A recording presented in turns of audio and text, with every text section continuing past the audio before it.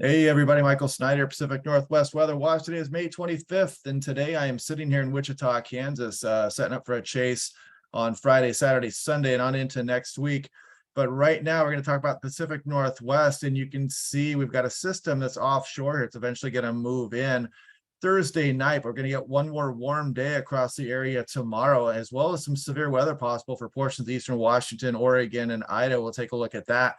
And then we may warm up again after the second system you can see out of the Pacific that's going to race into Oregon. And then we might warm up a bit after that. We'll take a look at that in some of the extended models here coming up. And so taking a look at things here, this is for Sacramento. Look at this heat advisory across much of the valley there. But you can see there's a big cool down coming on later this weekend here. We'll take a look at that also coming up.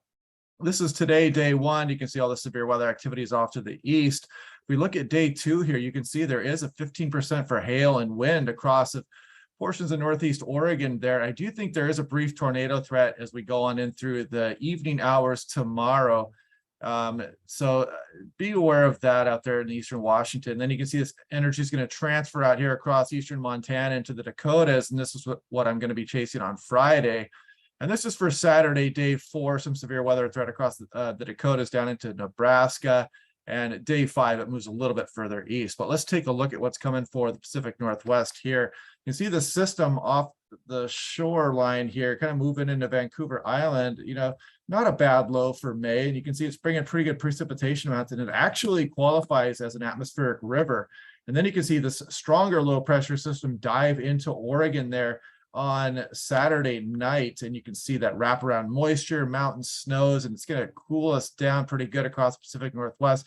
But then in the wake of this system, we're going to build some ridging up, and we might get a couple warm days. We'll take a look at that here in a moment. Now, if we take a look here, this is North America. You can see Washington, Canada, Alaska here, Pacific Ocean, and this is temperature anomaly and centigrade.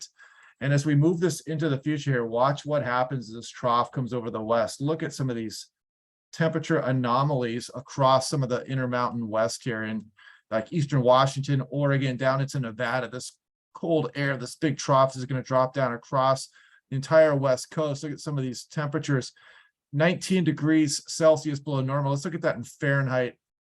Also, look at this, 33 degrees below normal in some of these areas here. It's just an incredible cold shot coming down here for late May.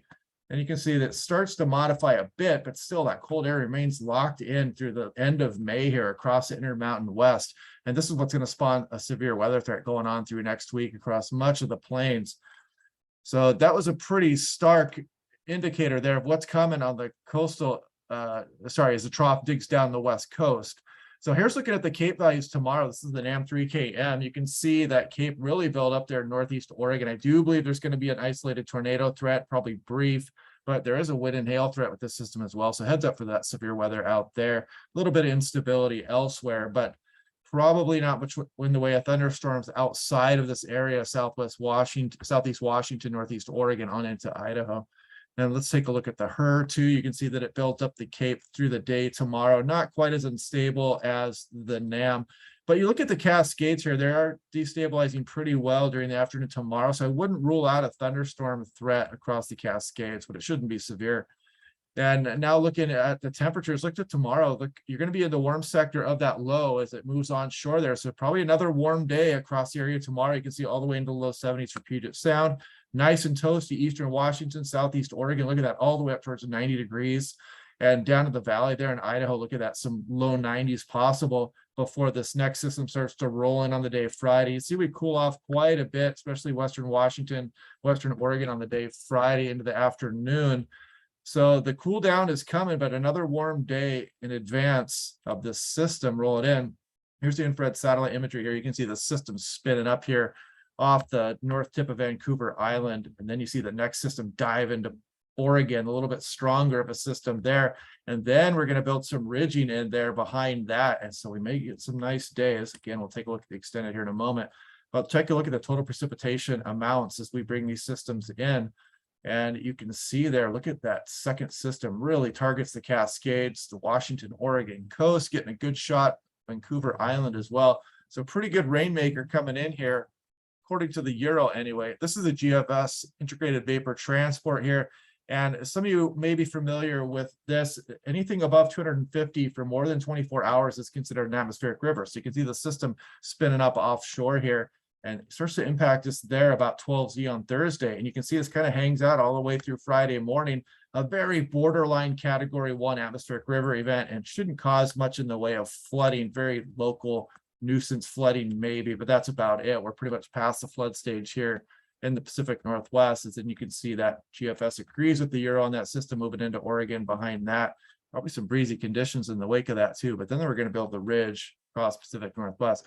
But here's that scale. So category 1, we would be just above 250 and maybe just about 24 hours. So it would be a weak one. But again, we aren't in winter time. We're usually past this type of thing this time of year in the Pacific Northwest here. This is looking at mean ridge and trough position, 500 millibars, 18,000 feet. Here's North America. You can see this next system rolling in as we go through the afternoon and evening of Thursday. And the next system kind of rolls in through Oregon. And that's the big trough that sets over the west and brings these really cold temperatures across much of the Mountain West, well below average for late May. And let's check that out. Look at this ridging built in behind that trough as it dives down. So we're probably going to get a couple of warm days at least before the Gulf of Alaska low starts to ramp up again and then kind of moves down right off of Washington there and brings some more troughing into the region for the extended. This goes out 10 days here, 240 hours on the European. So there's going to be pretty good uncertainty with that next trough, I assume here. Here goes the GFS. You see Thursday system. Friday and early Saturday system as it dives through Oregon. Then the big trough opens up over the west. Just a massive trough here, going to keep the west well below average. Then the ridging builds in there. So there's pretty good agreement going on through early next week. We're going to get a couple nice warm days across Pacific Northwest. So that'll be some nice relief from what's coming here starting on Thursday night, Friday, Saturday, Sunday. And let's look at the Canadian here too. So Thursday system, Friday system dives through Oregon, trough opens up, ridging builds in behind it, couple nice days, probably into early next week. Show some residual troughing in the wake of the system too, but we'll see how that goes. It does have this ridge over North British Columbia, so it'll probably be some nice weather for Pacific Northwest. Then they extend it, it starts to open that trough again over the Aleutian Islands and off the west coast again. So we'll check that out as we get closer to that event. That's still 8+ days out at this point. So checking out Seattle Tacoma, as you can see, we're going to go, actually, let's update this here. Update that. And you see this cold trough as we go through this weekend, and then the warm up with that ridging behind that trough out there. So you can see that pretty chilly temperatures coming in Friday, Saturday, Sunday, only getting out into the mid and upper 50s when we're averaging upper 60s this time of year for SeaTac. But then you can see we return more towards the average, and these will probably be bumped up a bit too. If the ridging is strong enough, we'll probably get into the low 70s again for Seattle. This is for Portland. Look at this system that moves through Friday and Saturday, keeping the area really chilly there, 54. I mean, you're getting up towards 70 degrees at this point for Portland as an average temperature. So you can be probably 15 degrees or even more below average on Saturday before the warmth returns early next week. Looks like 3 nice days, Tuesday, Wednesday, Thursday, maybe into the upper 70s. If that ridge comes in a little stronger, Portland's going to get warmer than that and might even get some temperatures up above 80 for some of the Willamette Valley as we go on through next week. And then you can kind of see that trough return off into the extended, but that's too far out for a reliable forecast. So yeah, watch for that severe weather tomorrow over Northeast Oregon, Southwest Washington, Idaho, and enjoy that nice day tomorrow. There's plenty of high clouds, but you should be in the warm sector of that next system. So you should warm up nicely tomorrow if you start to cool down on Friday and through the weekend. As a huge trough opens up over the Mountain West and really cools down the area all the way down the West Coast. Really, you saw that heat advisory for portions of California there. It's going to be ended as this trough sets up shop over us. So yeah, Thursday system, Friday system, and then the ridging and nice days on into early next week. So hopefully you guys are having a good day. I'll probably do one of these briefings. If not tomorrow, I'll do another one on Friday, maybe Friday evening. Depends on how the severe weather setup occurs out here. But yeah, make sure to click like and subscribe, leave any comments below. And I'm probably going to do a hotel review of the one we're staying at here. It's not too bad. We're here in Wichita at the Red Roof Inn. So I will talk to you guys in a day or two.